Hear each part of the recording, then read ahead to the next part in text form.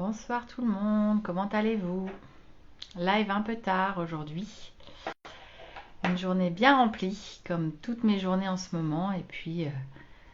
Et en même temps, j'ai fait énormément de choses et en même temps, je suis contente. J'ai pris le temps d'aller voir une amie 2 heures et j'ai fait un tennis ce soir. J'ai fait un tennis, un double.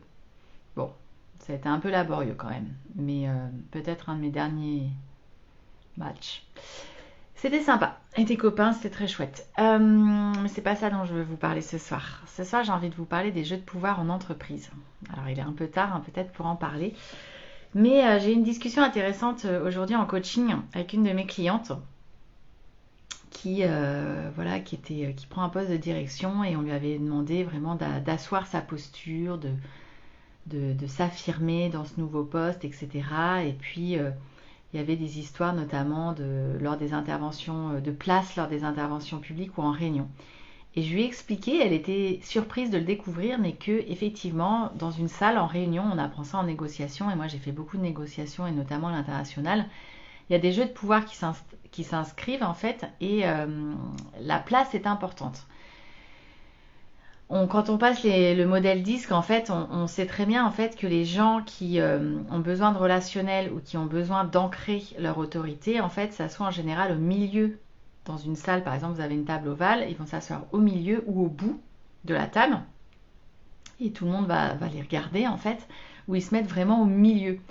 Et souvent, des personnes un peu plus introverties ou voilà qui s'en fichent complètement de toutes ces histoires de jeux de pouvoir. Se mettent souvent dans un coin en fait, en coin, en bout de table, mais plutôt dans le coin. Et en fait, c'est plus compliqué pour que la parole porte. Alors que si vous êtes au milieu, en fait, votre parole porte beaucoup plus facilement. Il vous suffit de regarder à gauche, à droite, devant vous, mais vous vous ancrez. Et elle était étonnée de ça, en fait. Et là, il y a elle a été nommée sur un poste de direction et il y a évidemment des jeux de pouvoir qui s'installent. En plus, c'est une femme dans un milieu d'hommes et du coup, il y a des gens qui lui expliquent que voilà, elle a pris leur place, qu'ils se mettent toujours là. Et évidemment, c'est la place à côté du DG, hein, du boss. Et donc, on a travaillé là-dessus parce que je lui ai dit qu'il était quand même important, effectivement, qu'elle prenne sa place. Qu'elle le prenne à sa façon. Elle a une autorité naturelle en plus et elle est très posée et donc elle est écoutée. Mais néanmoins, il y a certaines personnes qui vont avoir besoin qu'elle s'affirme. Et c'était un peu le message que lui a fait passer son responsable en fait. Elle voyait pas trop de quoi il s'agissait et en fait je lui ai dit que si lors des interventions publiques elle devait être à côté du directeur général, qu'en réunion elle devait prendre sa place soit à côté du directeur général soit vraiment au milieu.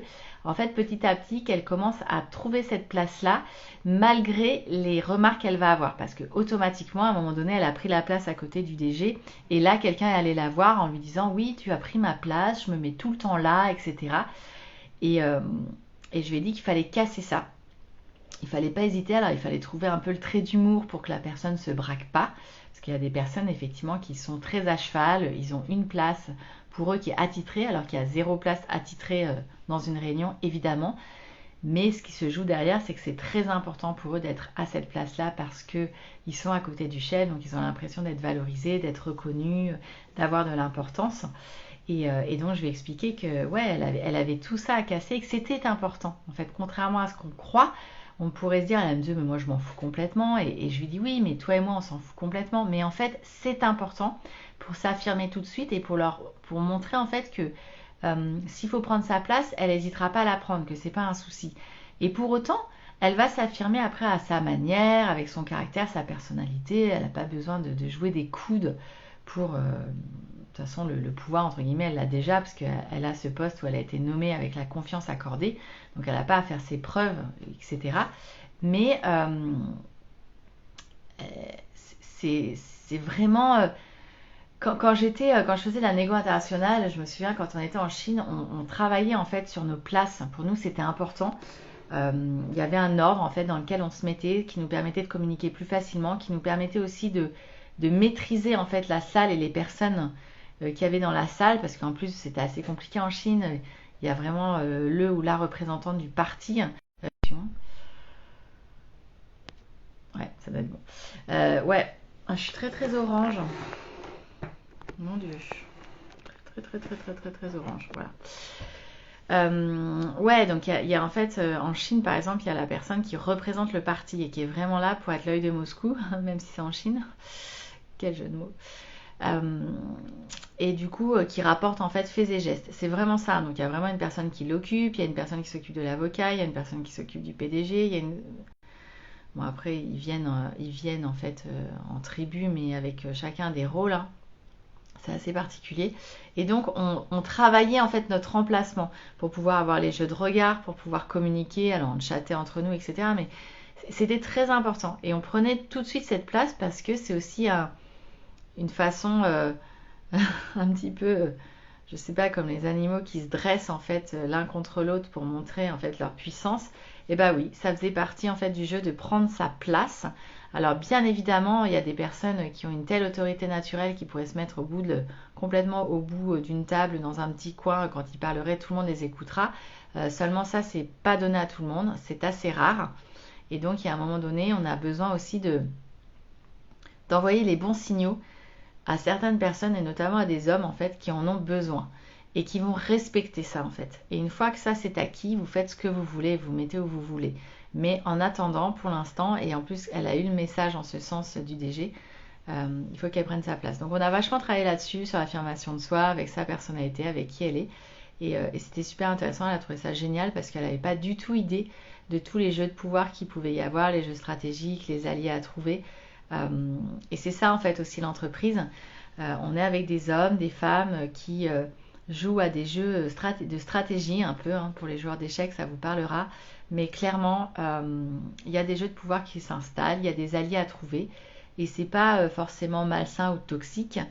C'est tout à fait humain.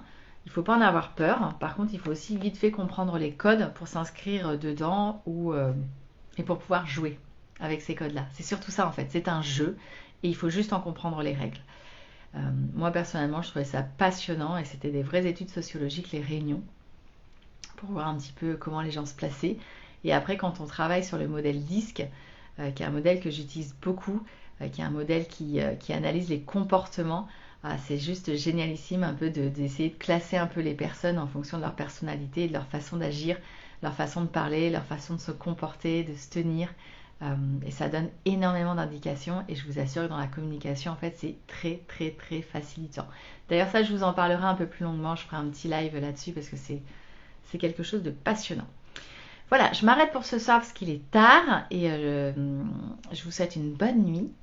Je vous dis à demain, on se parle dans le prochain live. Demain va être une belle journée aussi où je vais faire pas mal de réseaux, je vais dans des associations dans lesquelles je rentre, dans un conseil d'administration.